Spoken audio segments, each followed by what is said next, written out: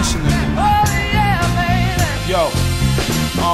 Back in the loom pack, making tunes back like the crack epidemic, 88, boom, word up, regardless of whom back, I'm well groomed. I'm looking like I came back strapped, y'all have a whole nigga, all hell do. I spit fluent, Christ influence, nice and do it. The illest in this night when I shoot it because I'm probably Brooklyn. T'yanna, I know you get a lot of probably stupid ass questions in your in your mind, but what's the most annoying question that you get?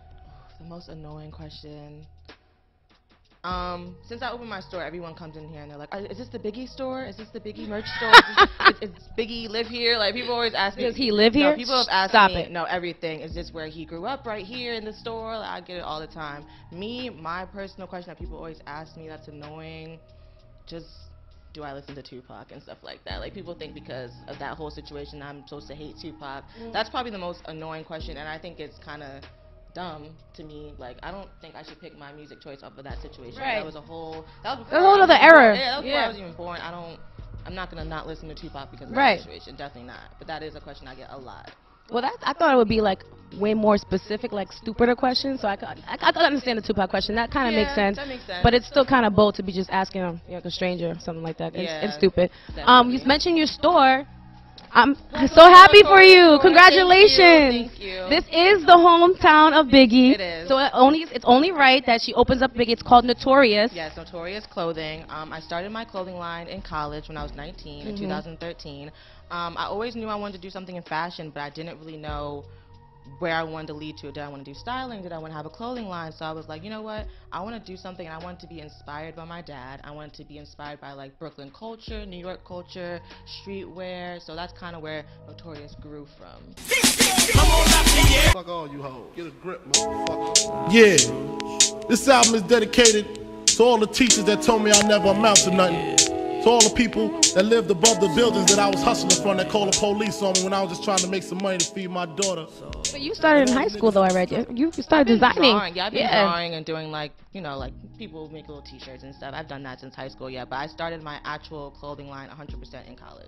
So you would describe the clothing line as urban streetwear? Yeah, it's definitely urban streetwear. It's for guys and girls, unisex. I do a lot of t-shirts, a lot of hats. So yeah, it's definitely. But why couldn't I buy this thing? This is something you made for yourself? Because that's kind of disrespectful. No, yeah, people Her shit is hot. This is actually a bodysuit that I did 2 summers ago. So this is actually Notorious. It was sold online. And I need that. But I did do this for myself. I do that a lot. Like, I'll customize little things, and people be like, "Where do you?" I'm making a request here on camera, so everybody can mark this down. fashionista I'm making a request for a custom-made Notorious piece. Okay. Got you. I got you. So tell me, what else was going on with the store? Are you gonna move forward and do like a whole clothing line, or we're just starting off from here right now? Like, what are your plans for this line? I've had the line since 2013, and I always wanted to have a store. My main goal was always to open a small boutique, have basically my clothing line, which is Notorious, sold in here, and I also sell other people's clothing lines that I feel like is inspired by, you know, the young culture, streetwear. A lot of people are my friends from college or just people I met throughout the years that I liked their clothing line and felt like it meshed with the theme of Notorious. So yeah, I just want to I want a bigger store. I want more locations. I want more lines in here. I'm going to do a dog line. I'm going to do a pajama line. I'm going to do a baby line. That would be so cute. I'm going to do it all. So yeah, Notorious is definitely going to keep expanding. It was all a dream. She wasn't like this. The colder the night gets. Started taking my shit, start creating a crisis. Wasn't minding my right, just making my life sick. Grilling when I was nicest, hoping that I might slip. Started to clue and assess along of my movements. After transition and change, how I was moving. I had to prove them and master what I was doing. Conceptualize and couldn't show them that I fooled them. I started letting the rule until I came up. Penn State. Did you go? Penn State University. The craziest times of my life. Tell me about the craziest times of your life. College, man. College, no. That's where I started Notorious. Was my second year in college. I went to Penn State. I graduated with a business management major. Shout out to my business majors out there, all my college students. So yeah, I love college. Like I said, a lot of the people that I know now and that some of them are in this store, I met them in college. So that's a lot of my networking was in college. So is this family-owned business, or is family and friends? Is it all together? Because I know we have your moms here. Shout out to your mom. She's so cute. Yeah, she's in here. It's 100% mine. Notorious is 100% my business. My mom is she's been helping me out since day one. It's always been me and her, but it's definitely my clothing line. I don't share it with no one. No one has parts or pieces of this at all. It's all me. Nice. You said it's 100% mine. I feel you. I'm a young business owner, and I'm proud of it being young, black, a female, and owning my own business. I'm 100% proud of that, so I definitely stress that Notorious is 100% mine. But you know I'm not going to let you slide without you at least telling me one crazy story from college. Because you said, my mom crazy. is here. I was like, my mom is here. Yeah, my mom's here, so I don't know how crazy you think I'm really about to say, but I definitely had the typical college experience that everybody had. All the parties, all the keg stands, all that. I did all that. So obviously we all know, I'm going to bring it back to your father. You know, you were 3 when he passed. Rest in peace. Obviously you were too young for any kind of those memories, but growing up, what sort of pressures did you feel? Life started moving with grace. I held the cane up. No crutches, no Dutches. I held the name up. And I ain't fall from the pressures of fame. What I started was reading more, evaluating my ways. You are the princess of hip-hop. So at what point did you even know that? Forever, because everyone's always, you know, it's impossible to grow up and not know, oh, your dad's Biggie, your dad's Biggie. Everyone's always talking about Biggie. Everybody always loves Biggie and has always loved my dad. So that's something that I've always known about his impact on music and just people in general. I've known that since I was younger, because how old do you think? Just out of curiosity, I'm really curious. I'm gonna say, I would say since I was on social media and other people had the access to actually tell me how my dad affected them. So I'll say as young as 14, like when MySpace and stuff like that, people have the access to tell you, you know, your dad's music affected me, made me feel this way, that. So ever since I was around that age, and I would say younger than that too, but definitely from that age and on, I definitely understood that my dad's music and even him just coming from where he came from, coming from Brooklyn and making a name for himself, it really impacted a lot of people and a lot of his fans. What were some of the negative sides to that? Because it couldn't all be positive. Or was it? Let me not say that. Or was it? Maybe it could have been. I mean, you always have haters. Like, you're always going to have haters. But I feel like, not going to lie, my dad is really respected in his industry and is really respected by people. So I don't get that much disrespect because people, like I said, everyone, who doesn't love Biggie? Like, who doesn't love Biggie? I really don't run into that a lot. But, you know, it's just always haters. Like, I always get, you know, oh, you got your own clothing line, but you get your dad's money and stuff like that. But you're number one in place in all of them. Why you got a frown on your face now that I'm hung? Thought you would be happy, my pockets got many ones. In all the compartments of the whips, many funds. Hardly ever lacking on chips, cause many come now wow. Now look at how, look around, looking now. Niggas is frowning, I'm smiling, looking down. I zoom, pick up my ashes, I'm doing mad laps around. Hey, but yeah, I work my butt off, so I already know that. And I don't let what other people say deter me from anything, cause I know how hard I work. Okay, I'm sure he's proud because one of his biggest wishes was for you to go to Penn State, right? To go to college in general. Oh, because I heard it was specifically Penn State. He actually rapped about Penn State in one of his rhymes, which is like a joke. So people just took that and ran with it? Yeah, kind of took that and ran with it, but yeah, so... So that's just the choice that you made? No, yeah, I didn't even know that he made that rhyme until... It didn't... Wow. Well, obviously I know my dad's lyrics, but it didn't click until someone was like, oh, you guys accepted to Penn State, that's ironic. And I was like, wow, yeah. But I didn't say, oh yeah, he rapped about Penn State. Now I'm going to Penn State. No, I grew up in Pennsylvania, so when What part of Penn?